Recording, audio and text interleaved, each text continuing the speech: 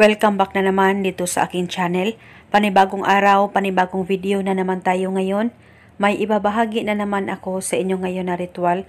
Ito'y simpleng gabay at simpleng pamamaraan at ito ay makakatulong sa inyo. At kung bago sa channel ko, ay huwag niyo pong kalimutang mag-subscribe at pindutin ang notification bell para palagi kayong updated sa mga bago kong videos. Gusto mo ba na ikaw ay palaging maalala at iisipin ng partner mo o ng mahal mo, malayo o malapit man kayo sa isa't isa? Yung para bang palagi kanyang mamimiss, kahit nag-uusap naman kayong dalawa, at yung palagi siyang sabik na sabik sa'yo, sa kahit na anumang oras.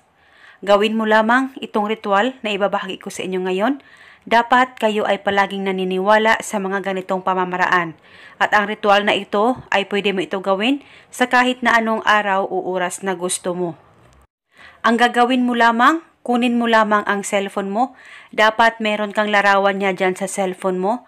Pagkatapos, titigan mo lamang ito ng maigi, mag-focus ka, mag-concentrate. Iisipin mo siya at pagkatapos ibulong mo ito sa larawan niya dyan sa cellphone mo. Pangalan at apelido, ako lamang ang iisipin mo at ikaw ay palaging sabik na sabik sa akin at ako ay iyong mamimiss palagi.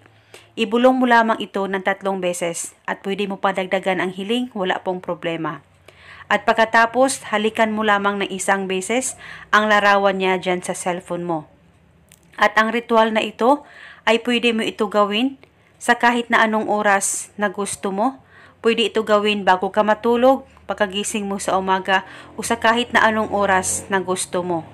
At ang ritual na ito ay pwede ito gawin araw-araw at gawin ito hanggang kailan mo gusto. At paniguradong ikaw lamang ang isipin niya at ikaw ay palaging mamimiss at palagi siyang sabik sa'yo. At ito muna sa ngayon. Maraming salamat po sa panunood. May God bless us.